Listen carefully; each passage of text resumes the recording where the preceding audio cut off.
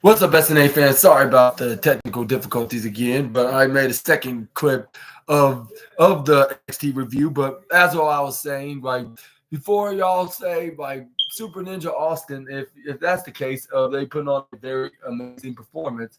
How come you didn't make this the second or at least the third best match of the night? But yeah, let's not forget that Kalani Jordan and Keanu that counts.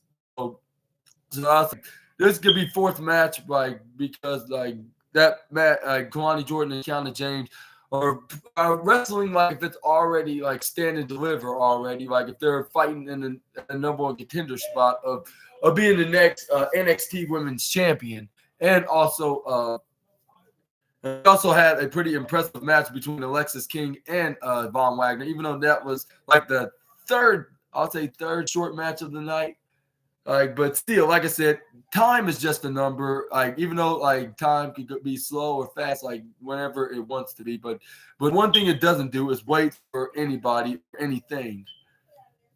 But anyway, this is where we got Roxanne Perez like bringing the fight like mostly to Jakar Jackson. This is where she only got a couple of strikes in until like she Irish whipping right to the left-hand side ropes. This is where we got Roxanne Perez go for a huge double axe handle and a big right knuckle punch after she got back up. And this is where after she hit the knuckle punch, she hit a middle missile drop kick, and this is where Booker T started was taking Roxanne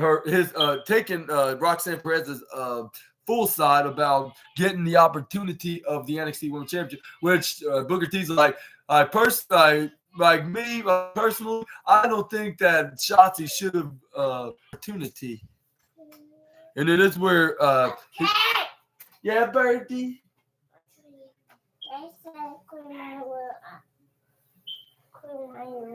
Yeah, sure, yeah.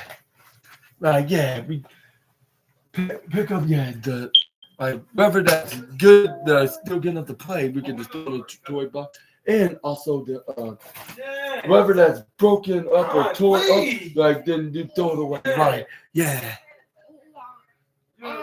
But yeah. This is where Booker T said like Shotzi should have got that NXT Women's Championship in the first place, even though just to bring some cheap entertainment, some cheap entertainment to this brand, but she should have stayed on SmackDown and gave some a more deserving star like Roxanne the opportunity, even though she already gotten an NXT Women's Championship opportunity, but it was much more in an unfair more likely an unfair disadvantage for Roxanne. But this is where and I was thinking like just because she's been a student of your reality of wrestling school doesn't mean you should be taking everything on her side just because of that simple fact. Like you should be taking up her that looks that be more real, like that's more more I have a good point and that makes sense. Like if you're if it has a good point and it makes sense regardless of on what your relation to a former student or friend or colleague or whatever the relation is in this industry between Booker and Roxanne, which they were teacher and student at one hand on this reality of wrestling school. But enough about that. But yeah, he kind of makes sense about that when Roxanne Perez been working all year round and she's hardly getting her moment in spotlight in the NXT Women's Championship scene. Like ever since that title, like not by pinfall at the last year's Stand and Deliver. But anyway, this is where we got Roxanne Perez with a running hip attack right onto in the bottom left corner. Oh, really? And this is where Roxanne Perez hit a big forearm right to her face. This is where she hit her with the side wrestling leg sweep. This is where she has a big crossface, which made her tap out like very easily, like 4 seconds after she hit the maneuver. I believe she's replacing a certain legitimate boss that her teacher did not like, and at his time in her time in WWE, I should say, but. That's another story for another day, but it looked like Booker T's thinking that this is the better version of her. Like if she's like a 23-year-old version and a Latina 23-year-old version of her. But yeah, enough about that, and just move on to the next slide. But before I do, I want to say a huge congratulations. I'm going to give a huge congratulations to the former NXT Women's Champion Roxanne for putting on a very impressive performance, like along with Wagner versus King and what's that, Kiana James versus Kalani Jordan and Noam Dar against one of the members of the one quarter catch crew to the Hitch Cup match. But yeah, hopefully I don't get criticized by everybody in the IWC or WWE or even Roxanne Perez herself for giving us the very last best match of tonight's broadcast. Really? You got them chalk? Make a huge masterpiece. Oh, be careful. Just take them out one at a time so you won't lose them or make a mess. Yeah. But anyways, yeah. Let's move on to the next slide. This is where we got Thea Hale, JC Jane, and who JC Jane's new friend is, like of this Chase U calendar, like charity, this charity organization that they made, like to bring in the school fundings back to Chase University. But yeah, enough of but either way, like Hale and Riley Osborne's next date that they had recently is where Thea Hale then told him that because of the way she was acting, like with this more serious and assertive side of her, like of me being a grown ass woman, like really didn't really attract Robbie Osborne, and he much like the old Thea Hale than the new one, and that's where Robbie Osborne said it's much better than to be friends with her. That he explained to JC and the friend. This is where JC was like, but okay, I'll take it out. Okay, don't have a connection. Anyways, but this is where JC James like, but the old Thea Hale was a loser. Like, so why you want to go back to that just to impress a handsome boy? Okay, don't go crazy about Trey. You just ask Uncle Jew, Super Ninja Austin. But anyway, this is where Thea Hale's like, you really think that though Thea was a loser, like, or the old me was a loser? And this is where, Thea's like, Fallon Henley thinks I should go back to that old Thea. Yeah. No, yellow thing. Oh, that's not it.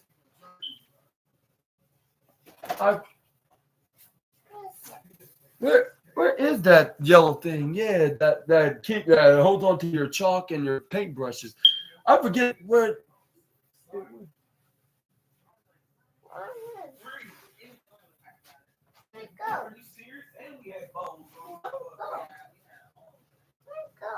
Damn it.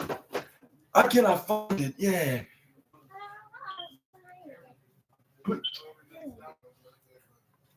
Can you give me about a few minutes and I'll have you find it. Birdie, what are you doing?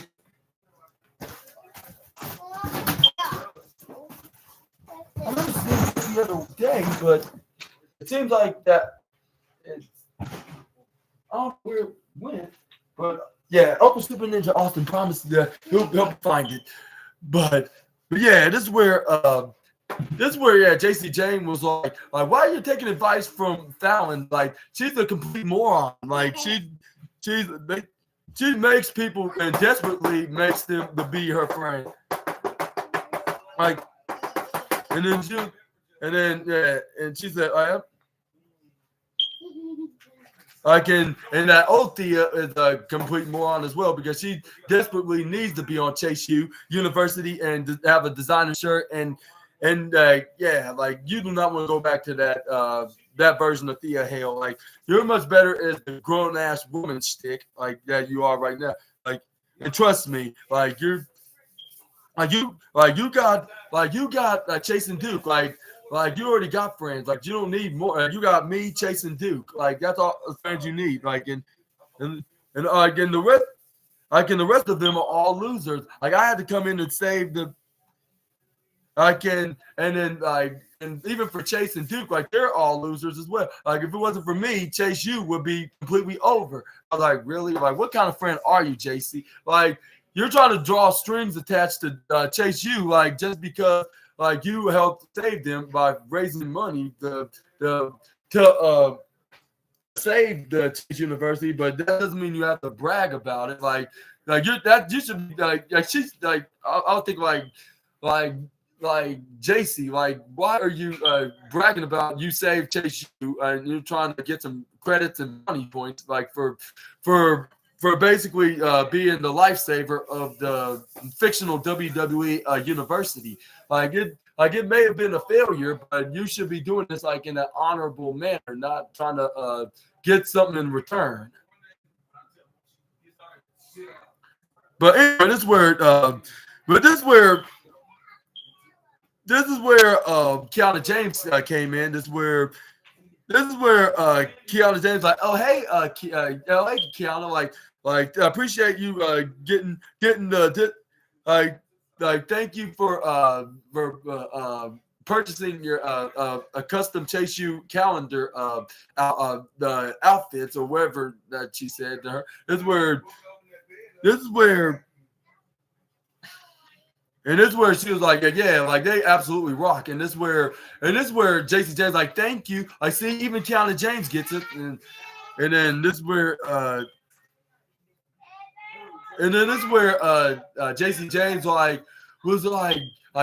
Thea here was saying that she should take advice from Fallon over me. Like, hey, can't you believe her? Like from Fallon, of all people.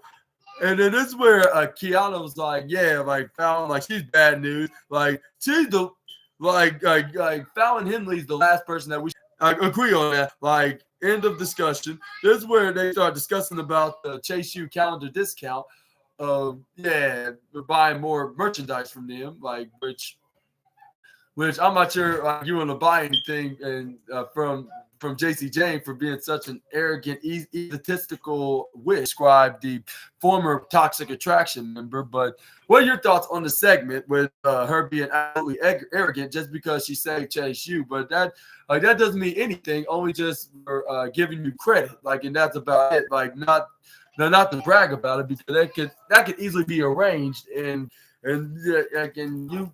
what if like they found some other money to the fundraise to be the put on the financial aid of the Chase U, and they don't need help.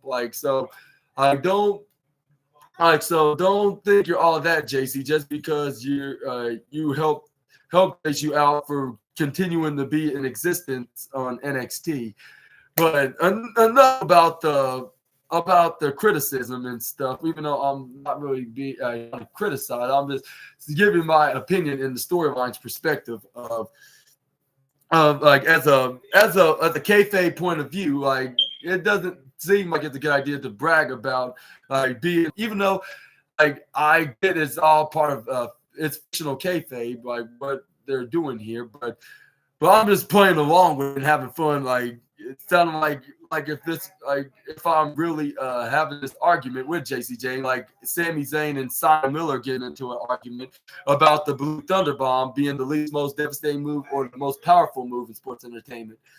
But anyways, let's move on, and we got Dijak taking on what's that guy's name that looks like a lawyer? Luca.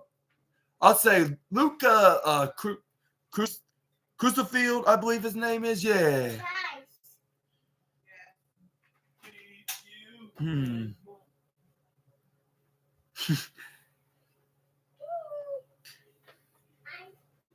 Yeah, it is Luca Crucifino. That's what her name is. I mean, that's what his name is. Yeah. Yeah, Luca Crucifino. Yeah, like when he got started like doing fists right on the Dijak and getting the early advantage. This is where he clotheslines Dijak on the right hand side, hits a baseball sliding kick, made a push all the way back over the announce table by sliding right onto the announce table.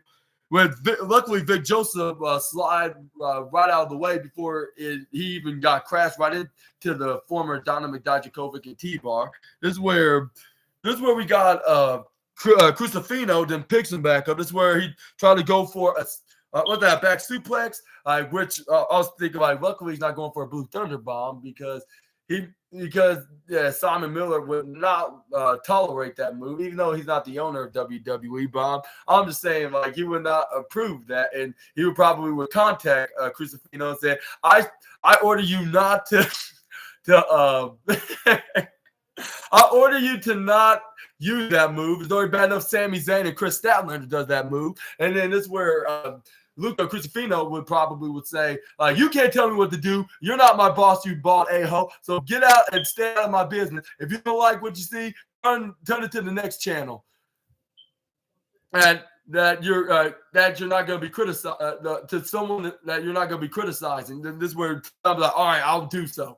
But luckily that didn't happen. Like, this is just this is in the parallel universe.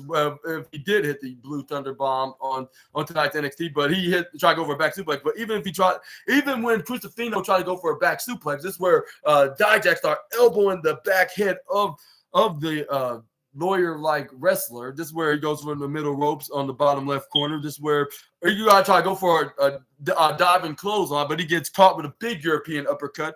This is where he runs right to the diagonal corner, back in the upper right corner. This is where he hits a running cannonball right onto Dijak. This is where Luca Crucifino was like, "All right, like, what I gotta do next?" This is where he tried to go for a back suplex, but I think he was double cursed, even though I don't think it's either a signature finishing maneuver. I could be mistaken.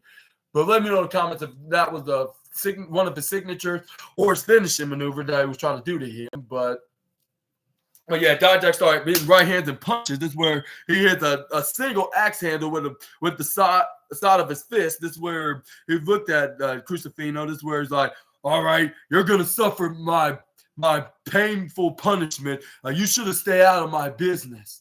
And whatever you and your favorite city and your favorite country's law says does not occur to me. I live on my own law and my own terms." Like whoever Dijak would say.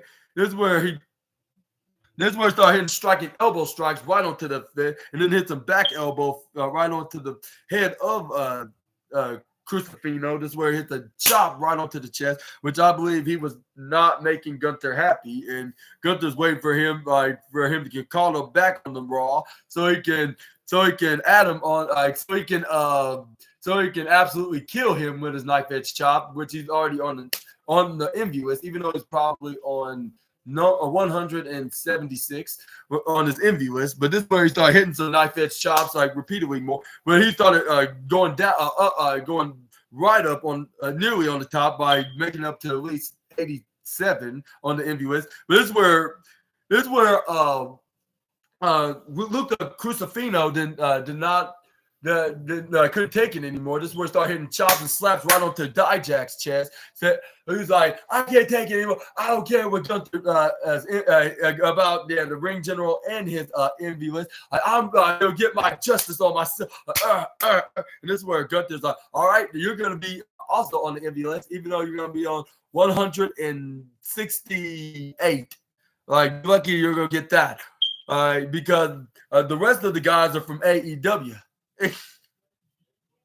And then this is where Dijak just started hitting right hands. This is where he tried to go for a suplex right onto the Crucifino after countering or intercepting with a right hand. Where he tried to go for, like, I believe, like, what was it, a jackhammer or a Falcon Arrow? But this is where Crucifino countered out of it before we can even try to understand what move he's trying to use and execute on him. But this is where Crucifino tried to go for a back suplex. It seems like he does not have any kind of luck, not even a third time is a charm lucky 3-leaf clover card that could help him to get the third time as a charm with his back suplex maneuver, because Dijak made sure he was triple cursed after being double cursed earlier by hitting him with a clothesline from hell after countering out of the back suplex.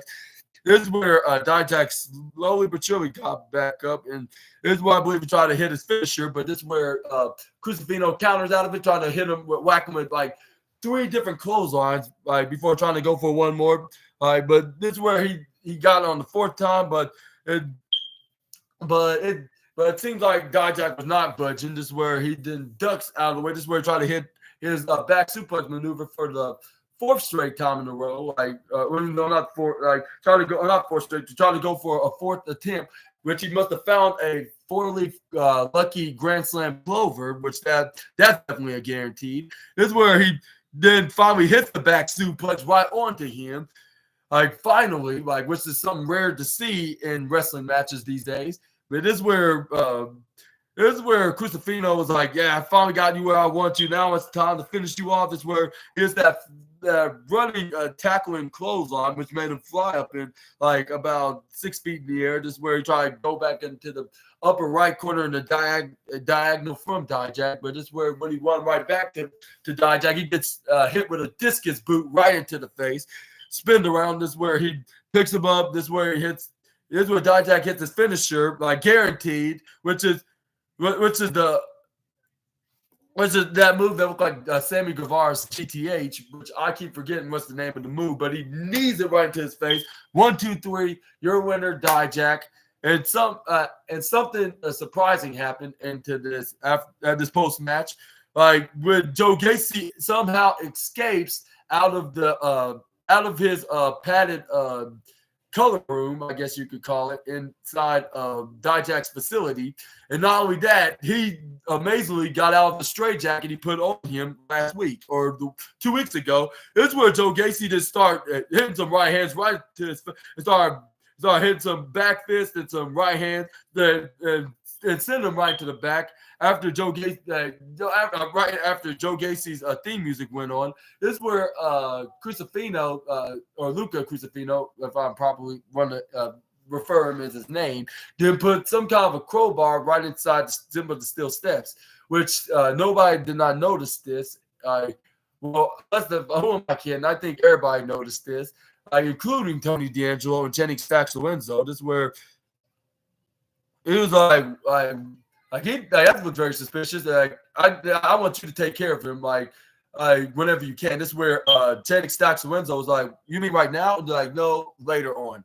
But I got some bigger business. And then this is where Tony D'Angelo was like, I have some bigger business that I need to handle tonight. And whenever we done taking care of that, and whenever we have the time, then we'll take care of him. And this is where Channing Stacks Lorenzo is like, all right, I got it, boss. And then this is where we have Lyra Valkyria was heading on her way to the ring, and she have a couple of things that's on her mind that she wanted to say. But this is where we got Noam Dar and what's his name? Or his main man Oro Menza. Yeah, ORO. Menza taking on celebrating already before Noam Dar even have a match against either of the members of the No Quarter Catch crew. He's not sure. I bet he don't even not sure if he's gonna win, let alone knowing who exactly he's gonna face. But this is where I believe what's her name? Kelly Kincaid, that's what her name is, went from behind and just came from behind and said, hey, Noam, this is where he got scared after taking a sip of his drink, and he choked and swallowed down the wrong hole. He's like, she was like, I'm sorry, I just want to ask you, do you by chance, do you know who exactly you're going to face tonight? This is where he was like, well, no, but whoever it's going to be, it's not going to matter. I'm gonna do exactly what I did with my last victims that challenged me for my beautiful Heritage Cup trophy. And I'm gonna get them with a right and then left.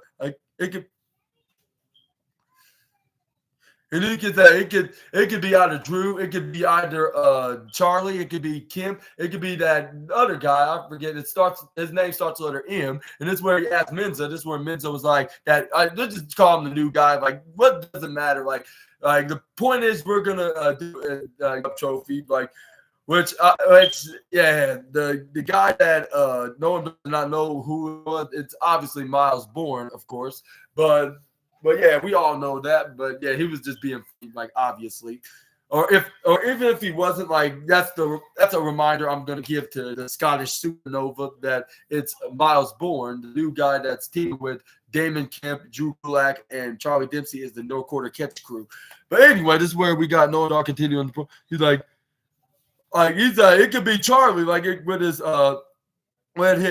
very hard with his hard technical hitting like wrestling background, like I could take him down too. And some just tells me like even if it is Charlie Dempsey, like it's not gonna have an easy fight, whether if he retains or not, regardless onto that fact. But anyway, this is where we got Noam Dar was like we got one picture, like, and that is my latest divider of the quarter catch crew, and that is. And I'm gonna call him to my check and make sure I I pay it in advance because like that's what they're gonna because they're gonna be left with the bill, which I'm not sure if they will have the cash to cover the check. And this is where he hilarious. It is what she said. Like he's like because they're not gonna have the cash. I'm not sure if they will have the cash to cover the check of their latest meal, like on Tuesday night's NXT or whatever, something like that, like metaphorically into like comparing it into like a very fancy restaurant, like where you get left with the check, like whether if you have the money or not, like after having a very nice, wonderful meal at the restaurant. But this is where, yeah, he hilariously said, back to you, Booker and Vic, which we got Lyra Valkyria in the ring. Like say like I wish for Shotzi a speedy recovery, and she promised her that she will give her a second chance of an NXT Women's Championship match whenever she's back in the ring, which that'll probably be this coming fall. Like if she could hold on to that title for a whole year, like ever since beating Becky Lynch at October 24th, 2023, I believe. But this is where Lyra Valkyria was like, and also second of all, first of all, I want to wish her that, and second of all, I want to give Lash Legend, but she said I want to make it right. Like first of all, like she wished her for speedy recovery, and she also wants to make it right and give her another opportunity for the NXT Women's Championship. And second of all, like she want to give the flowers to Lash Legend to put on a fantastic performance, like and she was like, and I still have that battle wounds from that match against Lash Legend, and she made a reminder that she's not an easy target, like, and she's nothing to be fooling around with, like, but I did show y'all that I'm gonna be a woman of my word and put on a championship match no matter what, and be a fighting champion, and even and me being a fighting champion, I'm going to always be successful on my on my title defense, no matter who I'm in the ring with. And I'm not like and then she's a woman that keeps her promises. And last week, like she made Tatum Paxley a promise that she have a surprise for her, and just for her knowing that. Like that, the shock as her, like if Tatum, like as she made a promise for me not to interfere in a match, no matter if it was with Shotzi or Lash Legend or anybody who was going to face me at last week's NXT Women's Championship match. So I think, like she's like, so I think I owe Tatum one for keeping her promise for me last week. So I want to share this moment with her to to call her out here, and I want the reveal, the surprise I have for her, which Tatum Paxley came out as soon as she got called out by her favorite wrestler of all times, I guess you could say, or her latest idol, I should say, even though she's been there like about a year before before Lyra even got into WWE, like most logically, I should say, but this is where Tatum Pax's like, well, I'm here, Lyra. Like I did exactly what you like. Yeah, and you're right. I made my promise because I'll do anything for you, my darling. And I will prove in it like my devotion for anything that you order me to do. That's where Valkyria was like, okay, like I know that, like, can you please keep it down and keep it calm in here? I still have the surprise that I will announce for you. This is where Tatum was like, I mean, I proven that a woman of my word, and then Lyra was like, yeah, yes, you did. Like that's what, and I promise you that surprise. So I'm gonna reward it to you right now. This is where Tatum Paxley did try to put her hand out with Lyra Valkyria's feathers in her mouth. This is where she's like, no, you don't have to worry about doing all that. Like, put your hands down. Like, you don't have to go through that much trouble. Like, you just stay like you are. I spoke to Ava earlier tonight. There was some for both of us to team together. And guess what? And it's not gonna. But it's not just the ordinary tag team match. It's for the women's tag team championship match, which Tatum Paxley was doing the dance of joy, like started dancing away, saying like, "Yes, this means that we can be new tag team champions with my new best friend Lyra." And this is where Tatum Paxley's like, I don't know what to say. Like, how can I ever repay you? And this is where Lyra Valkyria was like, well, if we win these women's tag team championships, like you don't have nothing to repay me. You'll pay me with nothing. You'll be well awarded be known as us being the next WWE Women's Tag Team Champions. And this is where Tatum Pax's like, you're talking about and then she was like, "Did you mean we're gonna be facing Asuka and Kairi Sane?" Like, yeah, I heard this correctly though. Like, how exciting! The most successful women's tag team in WWE in recent modern day. And she was like, yeah, the same, like the Kabuki Warriors, the new Io Sky version of Damage Control, Asuka and Kairi Sane. Yes, them in the main roster with the most prestigious women's tag team championships in wrestling history and in WWE. And the only women's tag team champions overall in WWE as well. But before they can even have a little soul, well, that's only if they're before Baszler and Zoe Stark, because Asuka and Kairi Sane have both of Zoe Stark and Shayna Baszler that I have to worry about on Monday Night Raw. But it looks like they're probably gonna have to do a back-to-back title defense. I wonder if they face Valkyria and Paxley first or Baszler and Starks first. But either way, we're gonna figure that out in the next week. But this is where Rich Holland kind of interrupted the big exciting announcement for the two women. This is where Rich Holland's like, I don't mean to interrupt you, ladies. By the way, I'm very happy for the big opportunity for you, lovely ladies.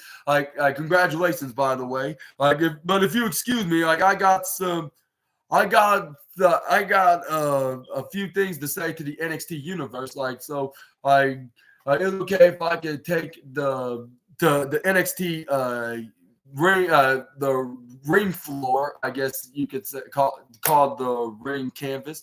But this is where Valkyria and Paxley was like, oh sure, the ring is all yours now. This is where Rich Holland thanked them. This is where fans start wondering what Rich Holland has to say, because he did promise the WWE universe, aka the WWE fans, an apology for being such a ruthless, brutal in-ring competitor in the past, and maybe half the time like in this time in WWE, he's been nothing but a injury magnet, and I was thinking like even for the legitimate injuries, like it doesn't mean like that doesn't mean he's that doesn't mean Ridge Holland is a very I'll say a very unprofessional, violent, injury, troublemaking human being. That means that he needs some development, and going back to NXT was the perfect decision from with WWE, because like what if he accidentally injures somebody or pretend that he literally or pretend that he literally injured them, like just ask Ilya Dragunov and Adam Cole that question, like with him accidentally injuring Ilya Dragunov on his, what was his head, or his head, it was his head, and then Adam Cole's ribs, and then Big E's like little injuries, like what's his name, Elton Prince's injury, and Big E's neck injury, which he no longer wearing the brace, because and that's a good sign. And that's a good sign. Like hopefully he does not get injured whatsoever, like ever again, when he gets back into the squared circle. But this is what a year of development, to be more proper, and maybe spend and maybe spending more time in NXT and then being getting trained in the the PC will benefit Ridge Holland very well. Like, and now make him more, and then you possibly could help him be more of a safer individual. So he will have to be worrying about having a reputation of unprofessionally injuring his opponent whenever he's in the ring with the likes of Elton Prince and Big E, which.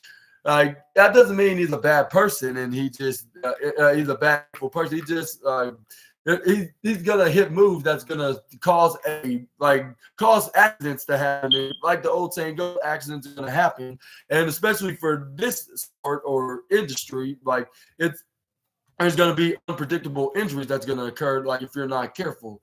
So, either way, like even when you are careful, like you never know when you're going to be safe when you're in that ring, like when you're competing in the square circle. So it's nobody's fault, like when they're trying to be professional. But back to this in-ring apology promo, like with Ridge Holland making his appearance, and this was like I'm not a man that have that much words. Like, I'm more of a man of action, and as of late, and I could be a little too rough in this predicament. Like when excuse me, when it comes to me being in this ring, like I could take it a bit too far. Like I could. Like whether you like it or not, like when I understand it or not, like I'm out here tonight, I'm gonna be a man of my words, and I'm gonna apologize for those actions, ladies and gentlemen. And to the fans of booing him, like he's being honest, like hey, like he may be a bit rough, like, but that doesn't mean he's an honest guy that doesn't mean no harm. Like especially when he's apologizing in an honest manner. Like I was just defending my family, like I'm defending my reputation, and defending any dignity I have in here in WWE.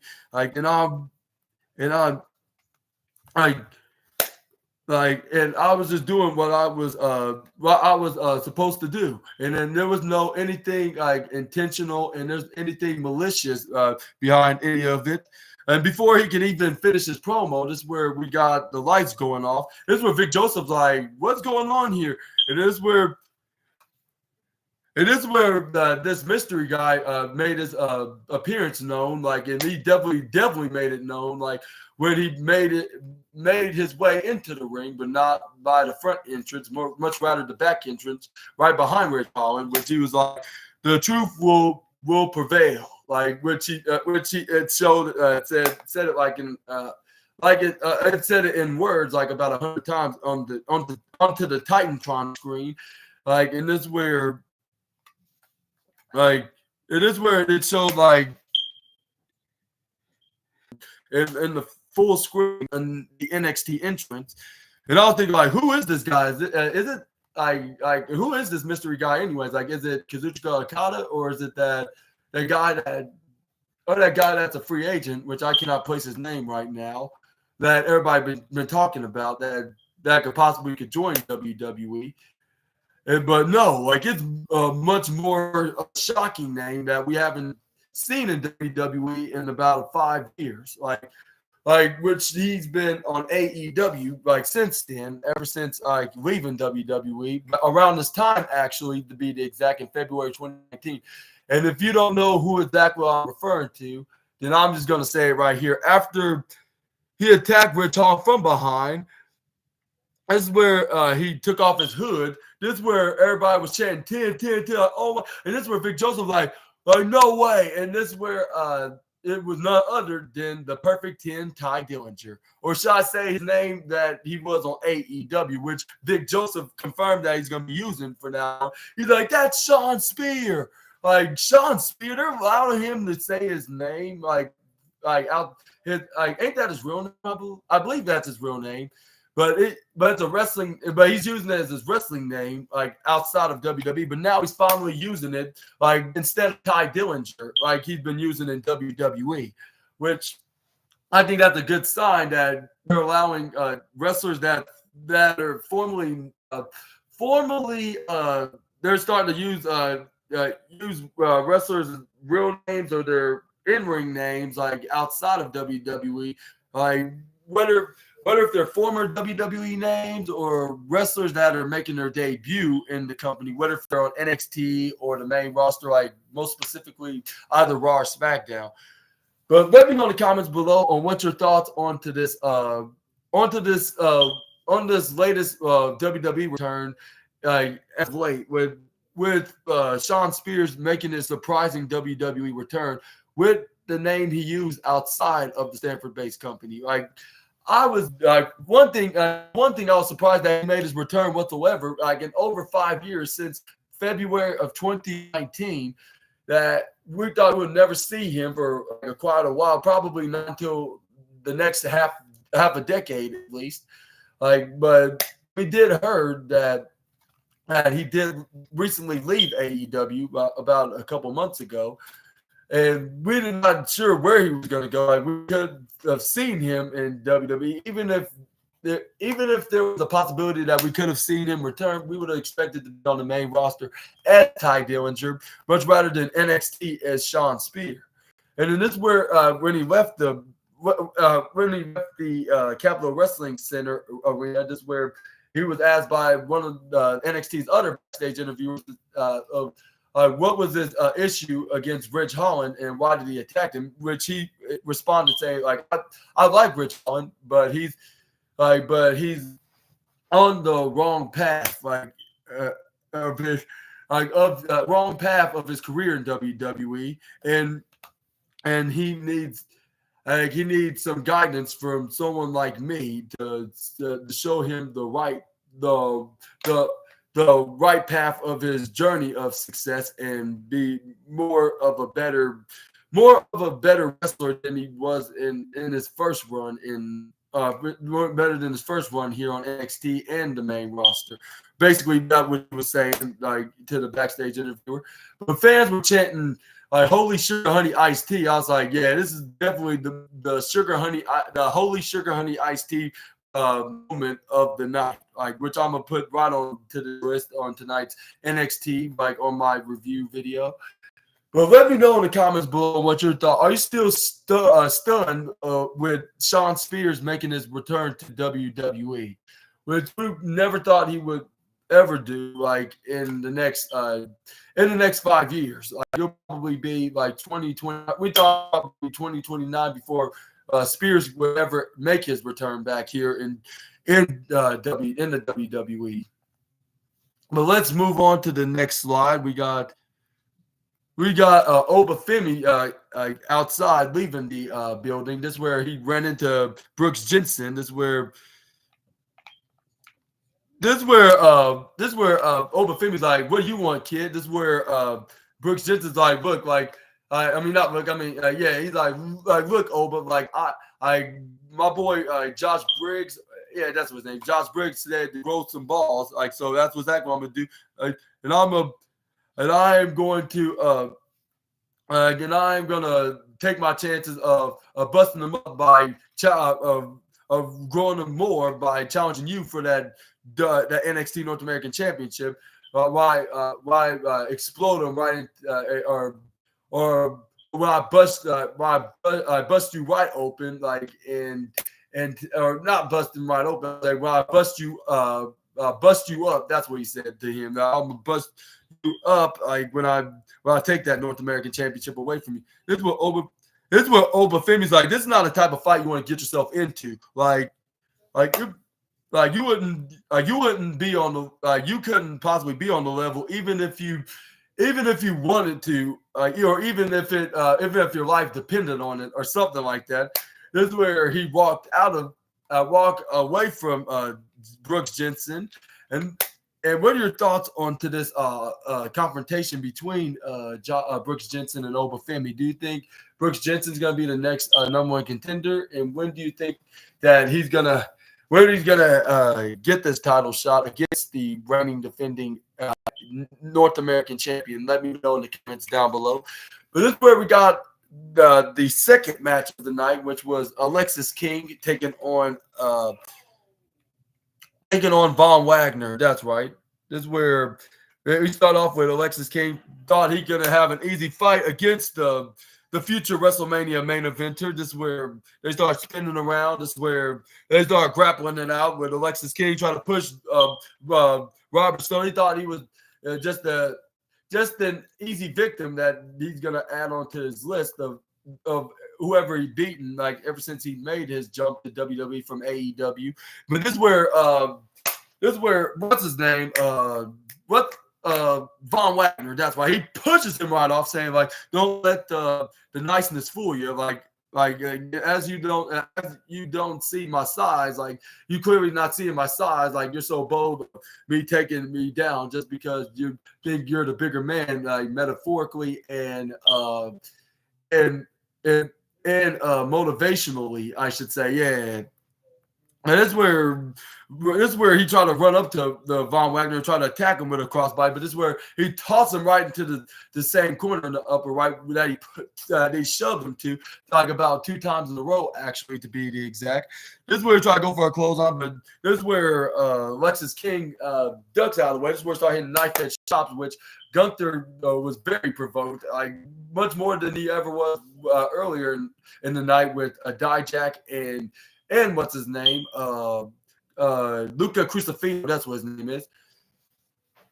But yeah, he was saying like it's already bad enough in AEW, and I bet he hit that move like in the face in his time as the Varsity Blondes, and I'm gonna make sure to slap the blonde right off of his hair, like when he gets in the ring with May. But even though that probably won't be in the next 2 years from now, probably in 2026, but no matter, I'm gonna wait until then. When he has like about at least 2.5 years of development before he can be on my league here in the main roster. But I cannot wait for him so I can give him a piece of my mind. And this is where, but before he can have a chance to, this is where Von Wagner hit a big nasty chop, which made Gunther ultimately jealous of the 6 foot 7. I'll say the 6'7" Wagner. This is where he puts him in a headlock. This is where Gunther's like, I'm gonna make the catchphrase, the bigger or the harder fall, a complete statement of the century when I can ring with you, Mr. Wagner. And I will show you who's the one in charge in the ring. And this is where And this is where Von Wagner did not even care what he said. All he cares about is to be a main eventer. This is where he tried to go for a headlock right over Alexis King. But Alexis King pushes him, dipping him right to the left-hand side rope and to the right. This is where he does a duck, like a bow and duck. But luckily he did it right before he was charging right at him, because that made logical sense. This is where he ducks. This is where he does a leapfrog, but he gets instantly hit shoulder tackle by Von Wagner. This is where he Irish whip him to the right corner side. This is where he hits him with a body slam, or body drop, I should say, which Alexis King was in devastating pain, like, ow, my back, like he put on a shooting pain, which Gunther was cracking up somewhere in his house or wherever he was at watching NXT, like whether he's watching on his phone or computer or even his TV. Like, he probably was watching this cracking up, even though he was not happy with Von Wagner of hitting the chops. But he's lucky he's gonna get the number 1,000, being on the number 1,000 on my list. Even though I'm gonna be a reminder to him, like when he gets called to the main roster, probably in the next. In the next few months or even a year, perhaps, like if he needs more development. But anyway, this is where we got Von Wagner to go for a suplex right onto Alexis King. But when Gunther's like, but one night only, I'm going to be rooting for Von Wagner. Hopefully he teaches him a lesson before I do, because I'm going to give him a full 10-course meal of punishment when he gets here on my level, when I'm the world champion by that time. But anyway, this is where he hits him with the suplex. This is where I understand why I might come up with these funny skits about Gunther and former AEW wrestlers that's now in WWE. And he has more hatred with them, more than Seth Rollins and Drew McIntyre ever did. But anyway, this is where he tried to go for a knee right onto away from the upper left corner. This is where Alexis King hits a drop kick right onto that bad knee. This is where Alexis King gets back up, like after sending him right to the bottom corner. This is where he started hitting some roundhouse kicks right into the back knee of Wagner, and then tripping him down when he was hanging on to the top corner ropes. This is where Von Wagner hit him with a big rock knuckle punch that would probably make Kevin Nash be proud, like wishing that he was his son, much rather than what's that name of the group that the guy that was the name of I forget the name of the group that Von Wagner's the son of, which he's a very popular wrestler in the Attitude Era. Like, he wished if it was his son, much rather than that guy from the Attitude Era's son. This is where Von Wagner then more likely run and charge and try to attack Alexis King with a big boot right into his face, right over the top rope in the right-hand side ropes. This is where Alexis King tried to go for some left roundhouse kicks and some chops and a kick right to the gut. This is where he tried to go for a knee breaker, like by slamming his knee right onto his knee when he had him down, and it looked like he was nearly about going for a suplex, but he just hit him with the knee. This is where he hits him with a dragon screw. And I was thinking, like, just because you got some Hollywood blonde like hair and trying to be like royalty doesn't mean you can be in the Nature Boys level. Which nobody can be on that level, like, even if you wanted to. Which Gunther couldn't even be on that level, like, but even though he's much inspired to the Nature Boy for the reason why he hits the knife edge chop, like, but nobody but him, and other than him, Ric Flair, Sting, and his sons Ludwig Kaiser and Giovanni Vinci should be hitting that move, and nobody else in the wrestling business should ever hit that move. But anyway, this is where we got Alexis King grabbing onto the light leg, sending it right into Rita the ring post in the bottom right, but Von Wagner was close to pushing him right off, but he had to slam it right onto the hardest part of the ring and to the right-hand side apron.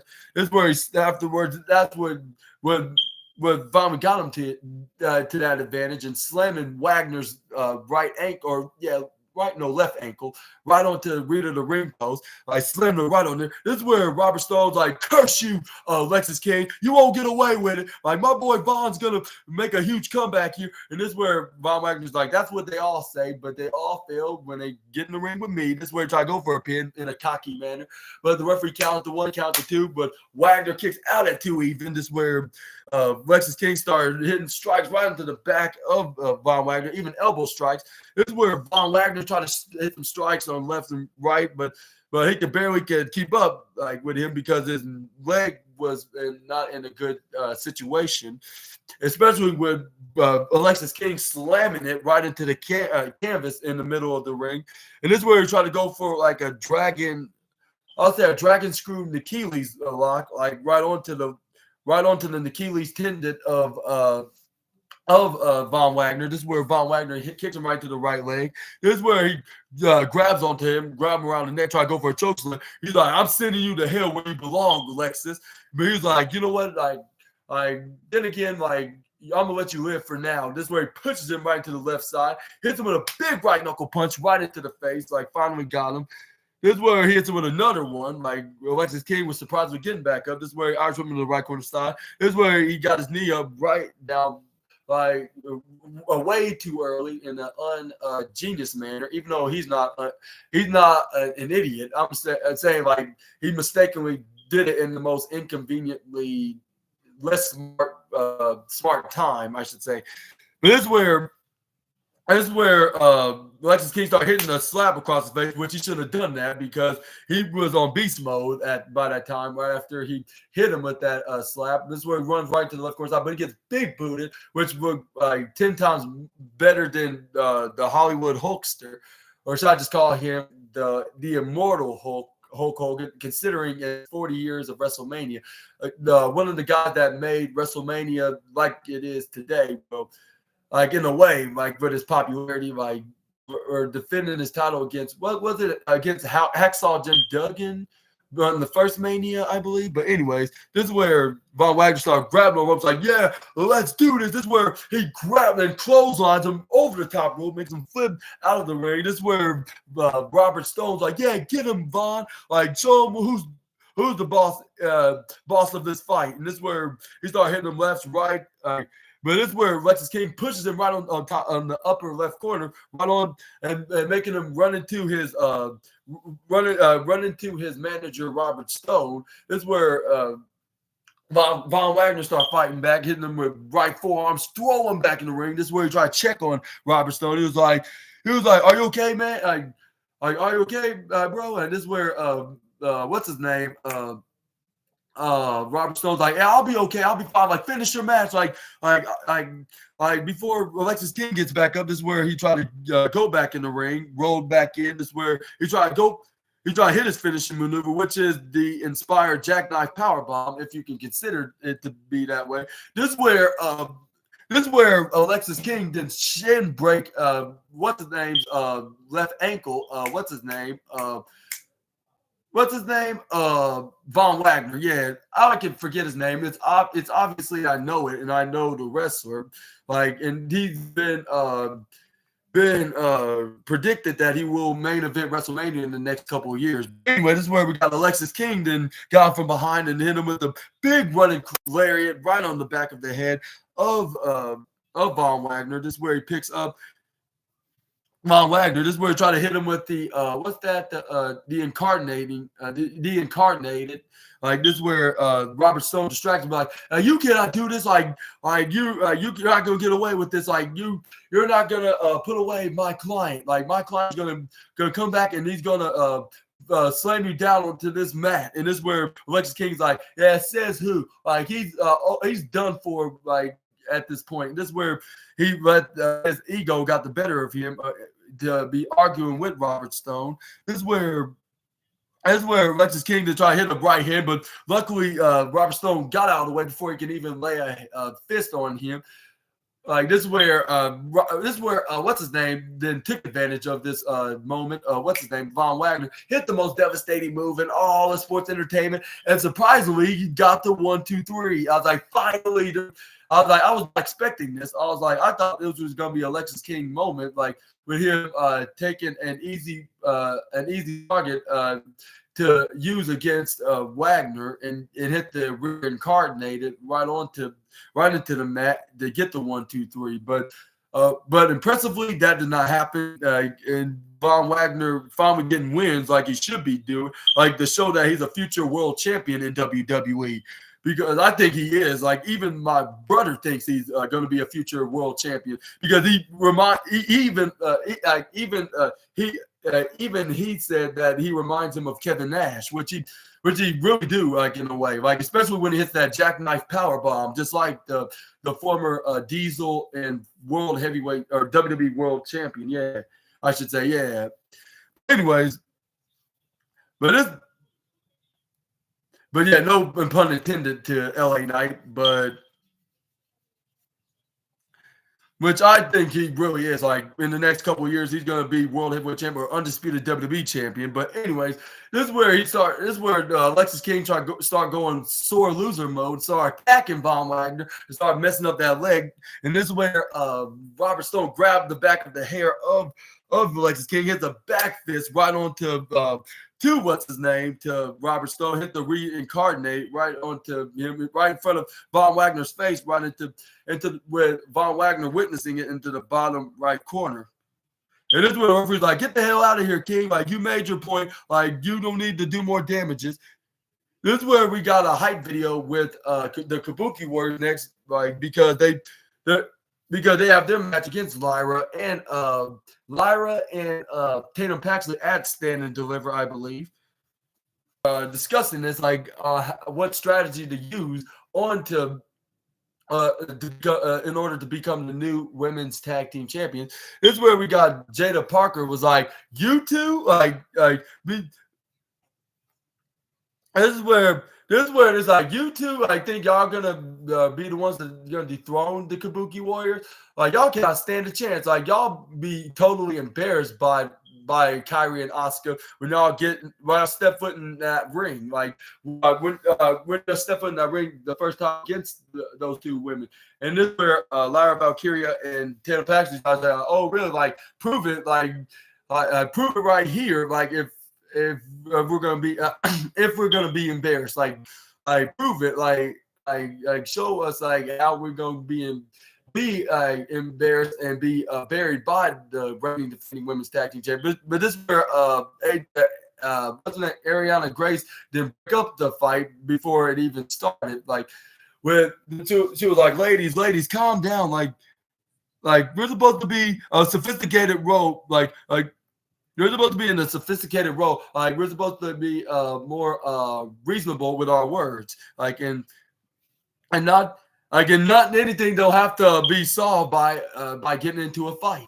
And I was thinking well, that's true. Like I agree with the daughter of Santino Marella, but at the same time, like that's the whole point of this business, which Booker T and the Homeless Man and the Hurricane would say that. Like they'll be like, that's like, but we don't have to settle things with our words. Like we're supposed to settle things with our fist. Like we're supposed to be sports entertained and see what's going to be the match what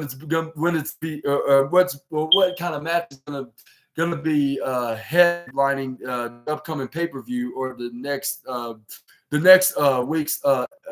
week's wrestling show, whether that be on Raw, SmackDown, or even NXT.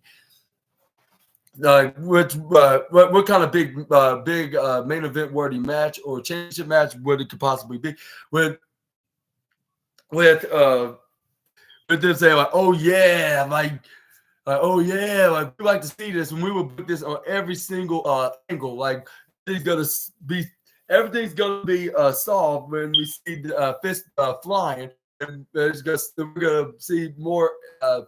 We're gonna see a full a full film of our full film of our wrestlers battling it out, like to see who deserved to be on top correctly. But I thought I might give it out anyways on what I thought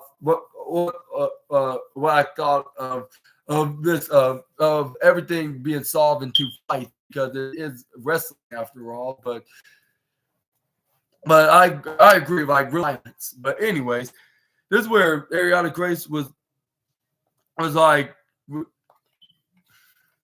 he was like, and why do y'all like? And second of all, like, why are y'all even getting yourselves into this situation that you know that is going to be very risky for you and your friend here? Is this where Live Valkyrie is like, we want to really be a women's tag team champ? We want to show the world that we can work as a tag team, like. And then this is where Ariana Grace is like, well, you don't have to do that because we're all champions inside our hearts and our minds. And then this is where what's her name? Jada Parker's like, you really prefer to be a champion? Like you really want to be a champion? Like you really want to be a championship like mentally than physically? Like you're such a lost, idiotic child. Like and your crown's more dumber than some kind of beauty pageant. And then this is where Jada Parker's like, and also I gotta go, and I have a match that I need to be attending to, which she did so, like when she was heading out in the ring in this sixth match of the night, or sixth best match of the night, which was her against Gigi Dolan. Even though I maybe it should deserve like to be fifth or fourth place because it's not really a bad match whatsoever. Even though the match finish was very random as hell, but we'll probably be talking about that in another We'll be probably be talking about that in the next week's NXT review video. But this is where we got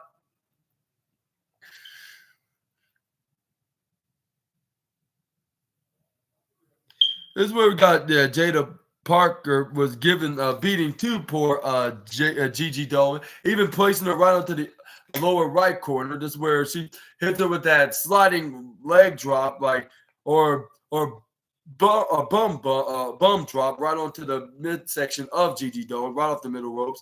This is where she picks her right up. This is where back up. This is where she goes for a suplex. But this is where Gigi Dolan counters out of it into like a small package roll up, but only got her a 2 even. This is where Jada Parker needs her right to go. As soon as she got back up, this is where he went right to the right cross side, had a swinging net breaker. This is where she tried to go for a pin, but this is where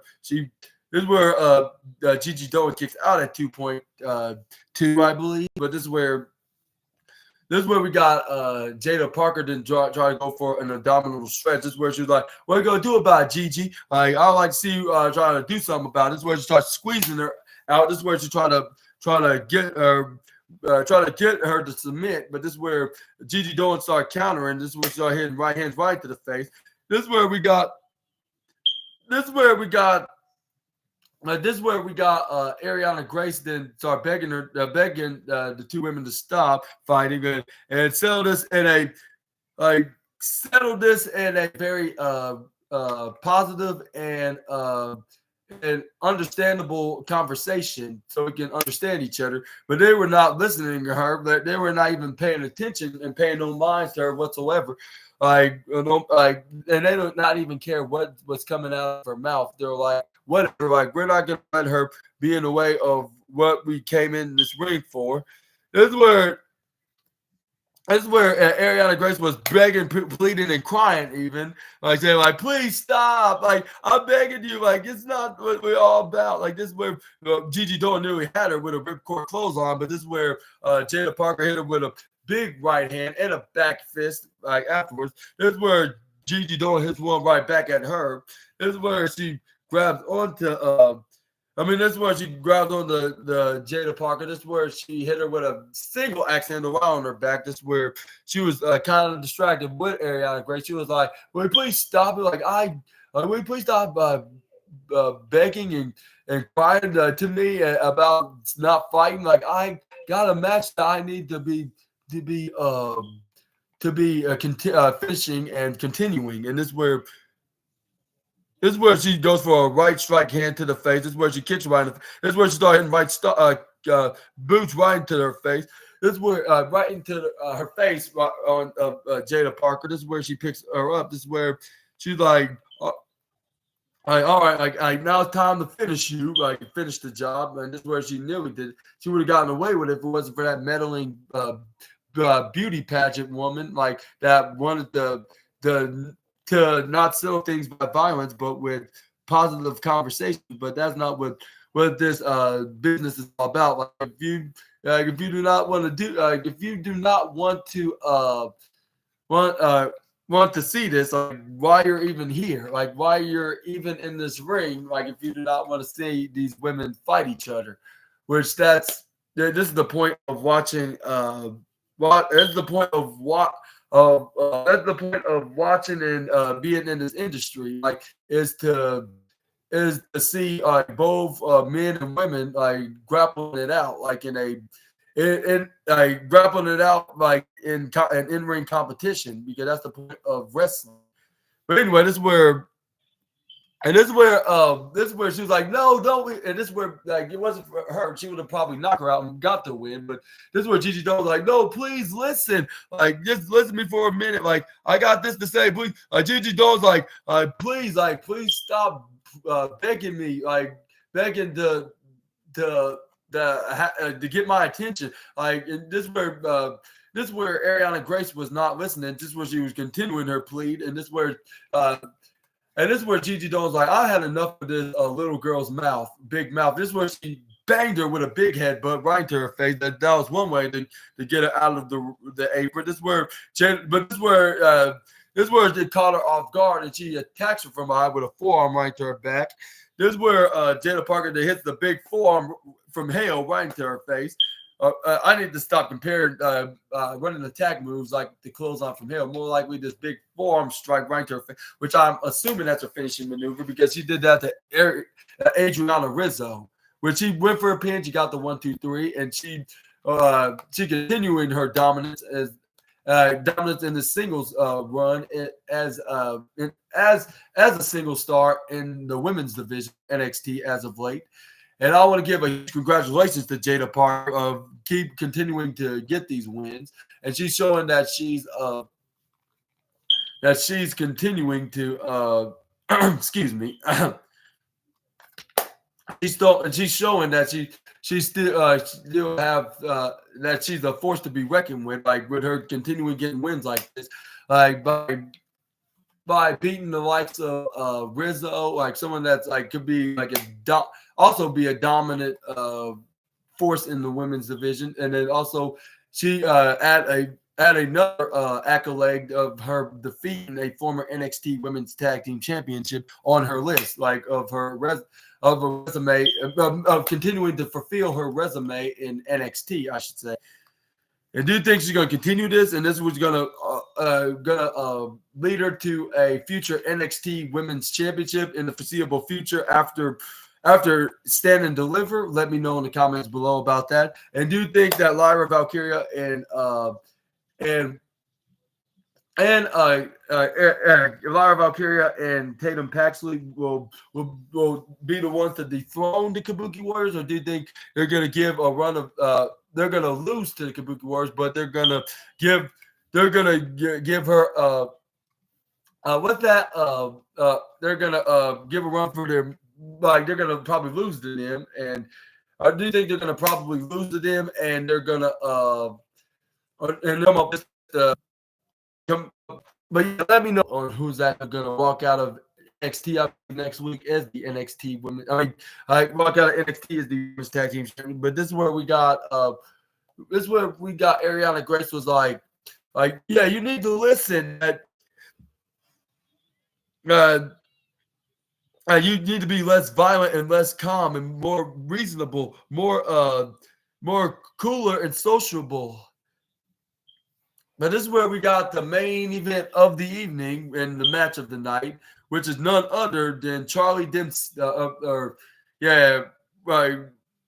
I'm saying, I'm thinking of that backstage interview, but we got the No Quarter Catch crew, either of the members taking on Noam Dar for his Heritage Cup trophy, which we figure out who exactly going to be the be a name who's gonna my bad. It's the no quarter catch crew against the current Heritage Cup trophy winner Noam Dar. And guess who was the final? And guess who was the mystery member that's going to be the facing the Scottish Supernova 11? Guess who's going to face the Scottish Supernova 11? I would say, and I nearly spoiled it, but I'm just going to say it anyways. And you guessed it. Charlie Dempsey, the son of the brutal gentleman from Blackpool. But anyway, yeah, that's where he revealed himself with Alicia Taylor announcing this. As you haven't guessed, like what's his name was keeping up with him, Charlie Dempsey. I hit him with some wrist locks, rolling him, turning them into hammer locks and ripcord until Noam Dar tried to go for a wrist lock of his own. This is where he picks Charlie Dempsey right back up. This is where he tried to go for I believe a headlock, but Charlie Dempsey counters out of it. He put him right onto the court. This is where all right, like, I'm gonna let you free and get a fair shot of fighting me, which he did so. Sorry about that. Trying to keep up my energy. Anyway, this is where they grapple out one more time in this match. It was like this is where Charlie Dempsey tried to go for a clothesline, but he gets picked off by Noam Dar with a roundhouse kick right on the torso. This is where Noam Dar tried to go for a wrist lock, but this is where Charlie Dempsey tried to headlock him, but he gets kneed right into the midsection by Noam. This is where he tried to Irish whip Charlie Dempsey right in the upper left corner, which Dempsey counters out of. That way, Irish whip him into that corner. Look like Noam Dar then flips right over and dodges him. That's where he goes to an arm twisting lock on the Dempsey. Arm drags him. I go forward at a groundhouse kick. That's where Noam Dar counters Irish whip. So I go for a headlock, but Noam Dar counters. And Noam Dar counters. This is where Charlie Dempsey dips him right across out to the left. This is where Charlie Dempsey I need him right to the midsection, but Noam Dar ducks out of the way. Dempsey bounced from the corner. This is where he trips right over. This is where Noam Dar goes for a roll up, pinning him. But we got a one even count, I believe. That's where we got Charlie Dempsey to try to pin him right over, but this is where Charlie Dempsey somehow surprisingly caught Noam Dar surprise, hit him with some kind of a very impressive backslide, but his legs right over his legs and his pelvic area like was covering Noam Dar's legs for the 1-2-3 count, which got him the first round. Like, and this is where Damon Kemp hilariously attacks him from behind. But this is where we got him doing some more damages onto Noam Dar. And you fought out for the first and second, third round until that went through, like went past. This is where we got the fourth round with Noam Dar finally got a score over Charlie Dempsey with that kick right into his head. Like to even the odds. This is where we got the final round with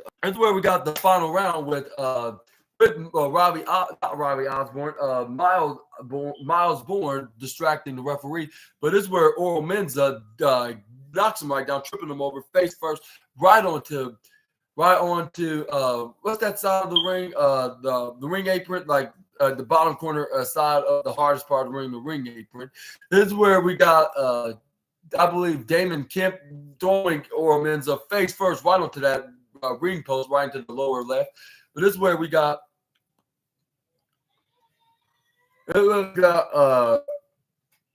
is where Noam Dar trying to go for that supernova shiny wizard kick. But this is where the referee was too distracted with Damon Kemp by getting him. He got onto the apron by distracting, giving them the numbers. And I believe they were giving a taste of his own medicine, even though they would have done it anyways if Noam Dar was the baby face. And this is where Drew Gulak tried to try to help what's his name out, Charlie Dempsey out, which he took the bullet when he pushed what's his name out of the way. This is where we got Charlie Dempsey does full Nelson suplex right on him, right? Full Nelson snapdragon suplex right onto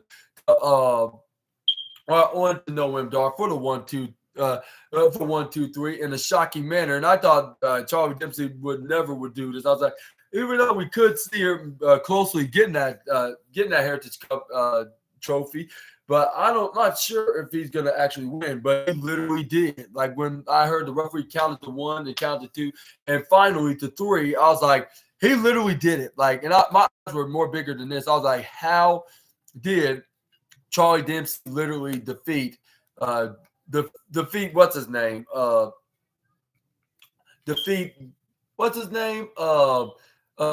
Noam Dar, that's what his name is. I'm making it sound like I've never seen these guys before. I'm trying to make sure I got them all right, which it was the Scottish 11 Nova, Supernova, I should say. But yeah, let me know in the comments down below what your thoughts on Charlie Dempsey did it, and he finally became finally been the one to dethrone Noam Dar to become Heritage Cup trophy. We would celebrate with the No Quarter Catch crew, the rest of No Quarter Catch crew. When Lash Legend was like, "What's going on?" Like, and this is where Noam and Oro then explain what happened. This is where she was like, "What? Like, how did that happen? Like, how did you lost the trophy?" Like, they're gonna probably find a way to win it right back, which I'm not sure if that will be an easy task.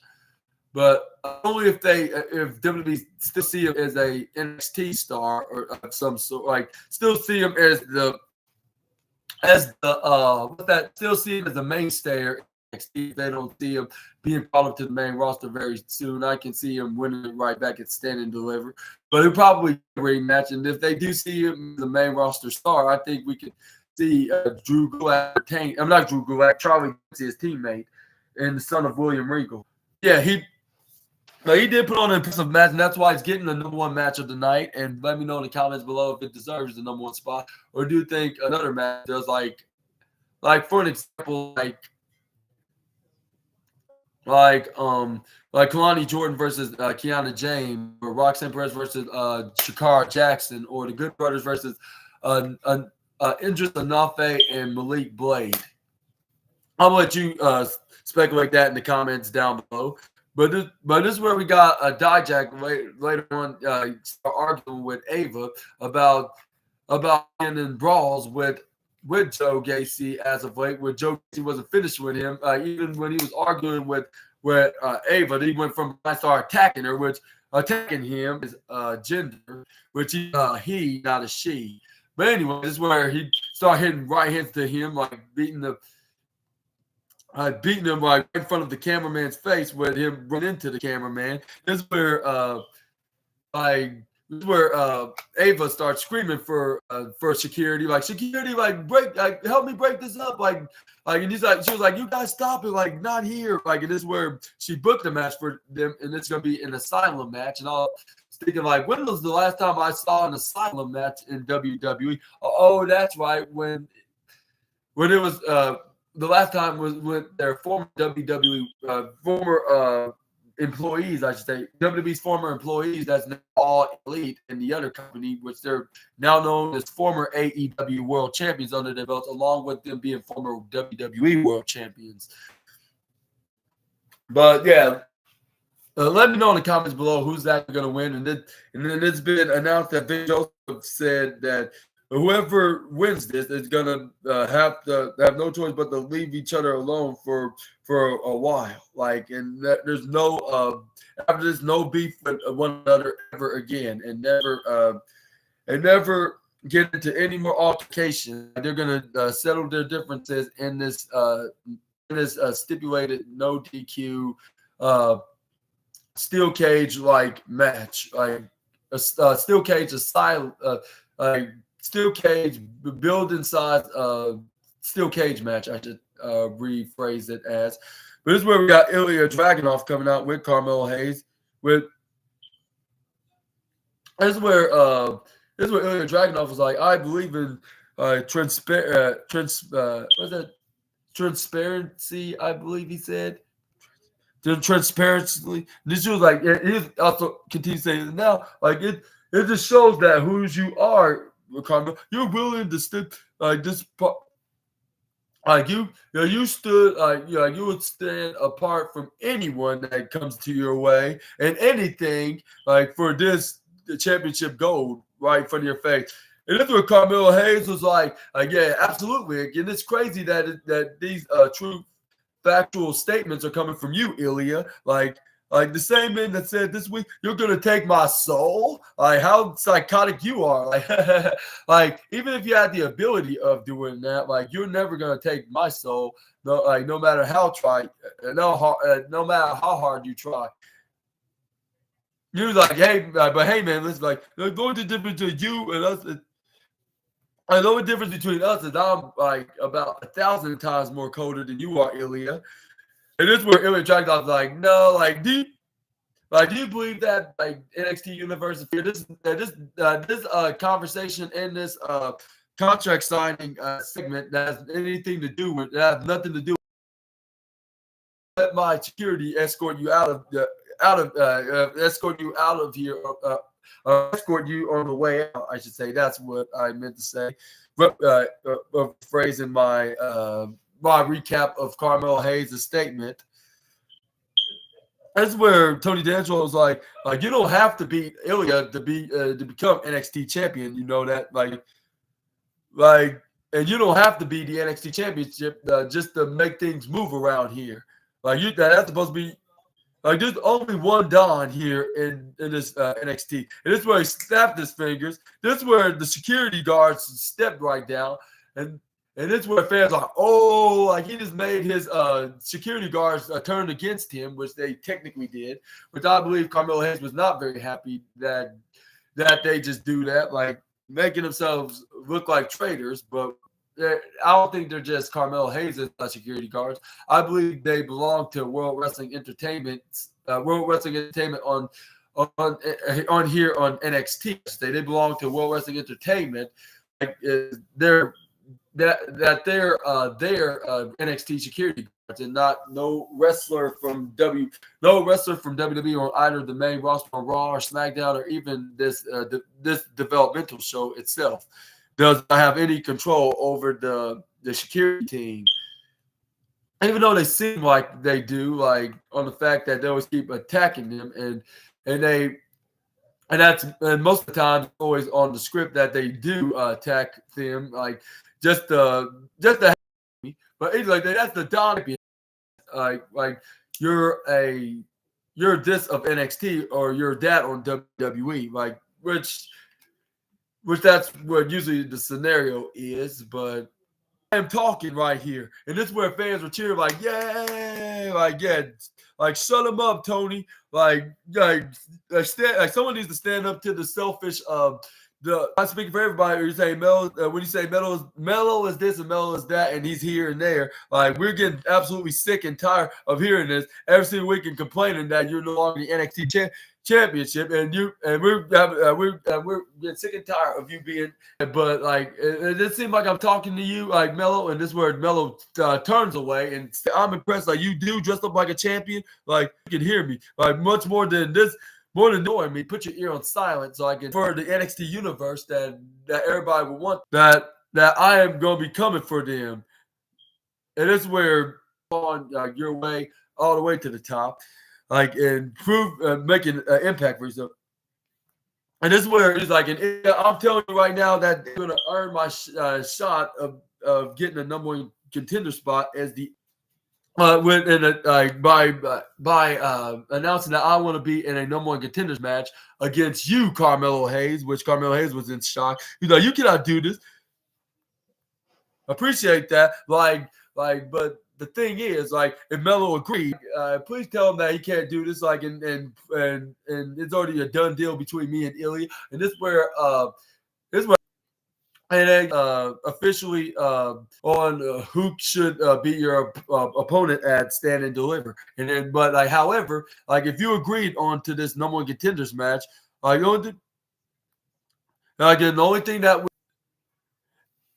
I already do, like, if you stick to the like wisely, man, like by wisely giving him the wisely giving him this decision on who for him to do so.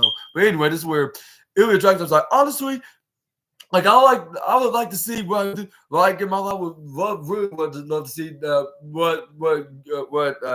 but Tony D'Angelo, you got your match against Melo, like plays like Carmelo and with his head and shaking his head in disappointment because Carmelo Hayes wanted him to make the right decision. What he was calling, it's like, come on, make the right decision. Carmelo Hayes the opportunity without in his future championship match. But anyway, this is where Carmelo Hayes was like, hey, hey.